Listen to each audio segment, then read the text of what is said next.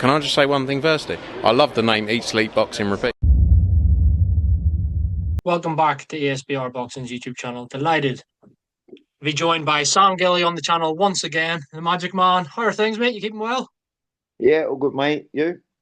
Yeah, all good. Thanks. Can't complain. Can't complain. I suppose it's been a while. I think since we last spoke. Without going into, well, I don't want to go over old ground, but is it fair to say that the past year or so has been fairly frustrating for you? Past 2 years, yeah. Yeah, past 2 years. I mean, it was only the other day, it was 2 years ago that I first boxed Louis Green. So it's just been like it feels like I've been stumbling through the next couple of years. So, but it's all coming to an end now. Finally got me a big opportunity, finally fighting for the British title. So yeah, it's all coming to an end. And if you'd have said to me 2 years ago, right, you've got to have a crappy couple of years, but you're going to fight for the British Spurs, I would have done it. Yeah, I suppose it's kind of worked out well in a sense. I was going to ask you about Spurs a bit later, but seeing as you mentioned it, I may as well ask you straight Mm. away. I mean, I know you're a Spurs fan. Like, what Mm. what what do what will this be like? Like, this is surely like I know some people dream of fighting in Vegas, some maybe dream of headlining Wembley, whatever. Is this like your dream? Well, yeah, look, say about Spurs, man. Look, I've even got the shirts on my wall. um, Mate, do you know what? It's just because obviously it's only really recently that things have started happening at Spurs, and so it was never really a dream because I just never thought it would happen. Do you know what I mean? It was never something that could even come into my head. And I was at the first Benn Eubank fight as a fan, and I still didn't think like, oh, I'd like to fight him. Just didn't think that I'd end up on one of these cards. So, mate, it's beyond a dream for me. I'm like I said, if you'd have said to me you fight at Spurs, if you had the couple of years, I'd have took it. So, but this is just like end of the rainbow stuff for me. Yeah, for sure. Hopefully they give you the special treatment being a Spurs fan. Give you the nicest dressing room and all. Yeah, I don't think they will though, because obviously you got Matchroom involved, and obviously I'm on the other side of the fence, and so I've got a funny feeling. Like when I was at Ipswich, they put me in the referees room. I was warming up in there, so I could imagine I'm going to be like in the cupboard or something like that. But we'll see. Hopefully they put me in the own dressing room. Yeah, that would be good. That would be good. I mean, like, suppose after such a frustrating period for you, this is, as you mentioned, you kind of alluded to it already. It's kind of all behind you now because of this fight at Yeah, Spurs. And as you mentioned, like, I'm pretty sure you and I have talked about the British title for, yeah, 3, 4 years, whatever we first spoke. it's boring now, isn't it? But, like, I mean, finally getting your chance at fighting for that coveted British title. What does that mean? Yeah, I mean, I've said for so long, it's the belt I've wanted to win since I was a kid. Like I didn't win no amateur title, so I was never going to sit there when I was a kid and be like, I want to be a world champion.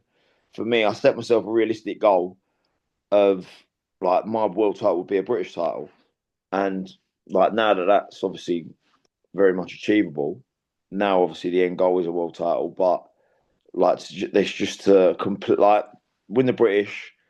I've completed boxing. That 11-year-old kid's dream is complete.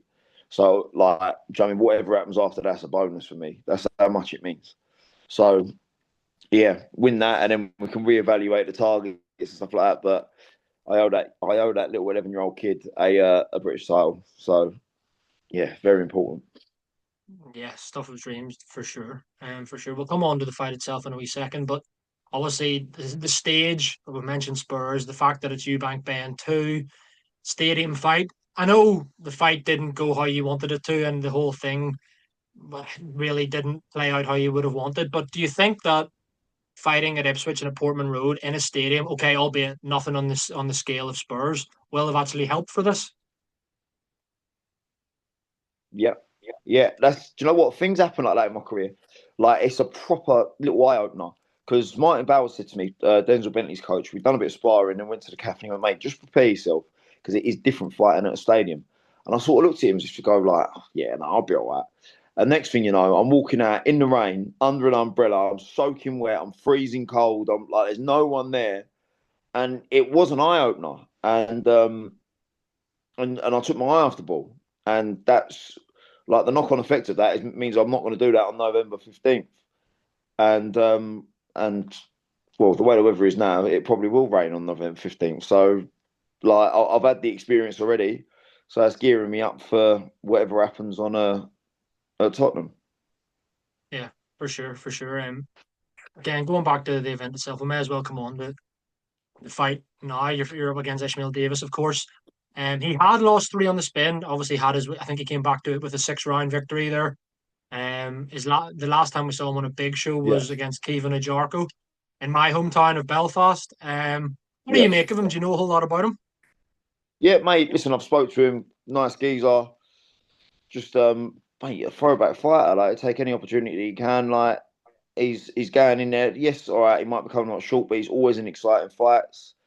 He's always giving like a good account of himself, and he's filling his pockets up at the same time. So you can't blame him. Do you know what I mean? And but yeah, it's a privilege to be fighting for the British title, and against someone like Ish, you can't moan. Do you know what I mean? There's not going to be no bad blood, but it's just business, and we're going to go at it and try our best to steal the show.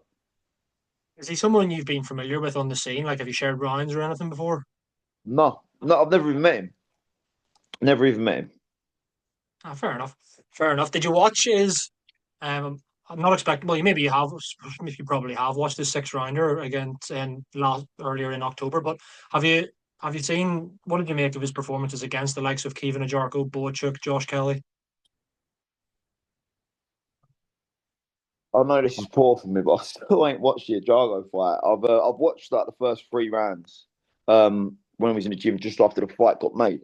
But when they boxed, I was actually at York Hall watching Liam Dillon, so I missed it. But obviously I was watching the fight against Kelly. I was watching the fight against the Ukrainian, and like I won't watch the 6 rounder because listen, like he's in against a German. He just flicked his way through, and because he's got to win that to get the British title shot. But I've watched the Troy Williamson one. Um, yeah, mate. Listen, he's a good solid fighter, good counter puncher. Obviously, switches well, but it's all come down to performance on the night, really. Definitely, definitely. And I know, obviously, you've mentioned fulfilling an 11-year-old boy's dream of winning the British title. Obviously, that's maybe the big carrot dangling in front of you here. But what else does a win do here for your career? Well, on in front of Turkey Al Sheikh, you never know who they are. Like at the end of the day, that 11-year-old boy dreamed of a British title, but 31-year-old Sam dreamed of being rich and successful. So, like being on them cards, that's gonna be the next goal. Do you know what I mean? Get myself into some fights that are for big dough, and make all this boxing hardship. I know it sounds bad, but like it's been a long old road. So it's time to make it start paying off now. Definitely. Yeah, fingers crossed, fingers crossed. Do you feel, I suppose maybe people say they have to go into every fight with this underdog mentality, but do you feel like you're being billed as the underdog here in the away, the away corner and so on? I've not even thought about it. Not even thought about it. I just think it's a good 50-50 fight, really. Do you know what I mean? Like at the end of the day, we're both not gonna. Neither of us can sit there and say we're gonna be pound for pound greats. We both make mistakes. We both like having a fight. We both go forward. So yeah, we're just gonna go hammer and tongue and go at it. Simple as that, really. Absolutely. Yeah, I do think this fight could. I'd say a lot of people maybe have this as a potential fight to steal the show anyway. So yeah, from a from Yeah. a from a fan standpoint, I'm sure. Yeah, it can't fail to deliver, I suppose. Yeah. Do you feel That's like that's more what I've seen rather than underdogs. I've seen people just go. There's not really been people going core like heavy either of us. In fact, everyone that in around boxing has just been saying, mate, that's a great fight. That's the only thing that I've really seen. Yeah, no, for sure. It's a cracking fight, definitely, and well worthy of being on a bill of that size and that stage for sure. I suppose you kind of touched on it already, but the whole, Turkey Al Sheikh's going to be ringside, all of the big promoters, etc. Do you feel like this, if should you get your hand raised, or yeah, even if you're a really close fight or whatever, do you feel like this could be a real positive turning point in your career after a frustrating few years? Well, yeah, especially the way I box. Do you know what I mean? I'm not a back foot, boring flick flick. Neither's Ish. That's why Ishmael's been rewarded with coming back onto the shows because he's always exciting. Even if he's got beat, he's always exciting. He always brings the heat. So all I've got to do is make sure that I perform and do what I normally do, and hopefully it can get me some big opportunities in the future. Definitely. I do only got a couple more. I do have to ask you about the main event. I see you've done some sparring with Connor in the build up. How do you feel the rematch goes? I've maybe seen a few more people actually picking Connor this time.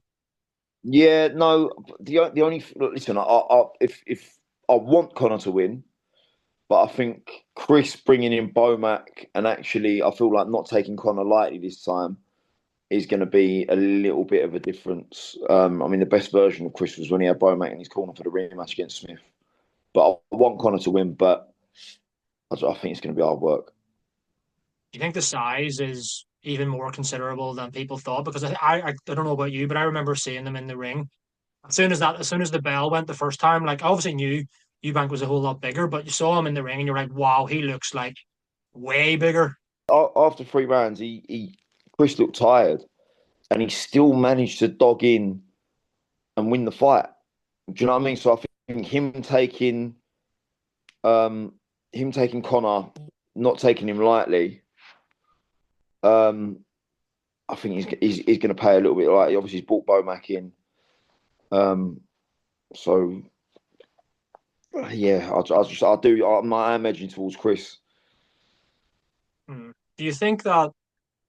Sorry, last one on the main event before we come back to you and round off. But do you think that the rehydration will play a factor again, or do you think that was maybe made more than it actually was? I don't know. Because has that been signed yet? I've read reports that ain't even been signed. You see, I thought that, but then I think Eddie said and whatever that it's the exact same stipulations, 160 rehydration clause. Listen, if it's the same stipulations, we're in for a good fight because that's obviously Connor's a smaller man, but Chris not being able to rehydrate and draining down makes it because he's not going to be 100%, so it's going to make it a fairer fight, and it like as dangerous as it is, it does make it. That's what made it interesting last time because Chris was spent. Like, and Connor's fighting a bigger geezer, it just sort of weighed it out a little bit better, and we ended up getting a wicked fight out of it. So hopefully we get more of the same on the 15th. For sure. I can't round off without coming back to yourself, Sam. So finally, to round off, what can fans expect from the Magic Man, Sam Gilley, November 15th at Spurs, in your British super welterweight title fight against Ishmael Davis? An absolute war and a win, and a new British champion after 2 years of waiting. Superb. Sam, appreciate you coming on and as always giving us your time here at ESBR. Top man, and yeah, all the best on fight night. Cheers, mate. Top man.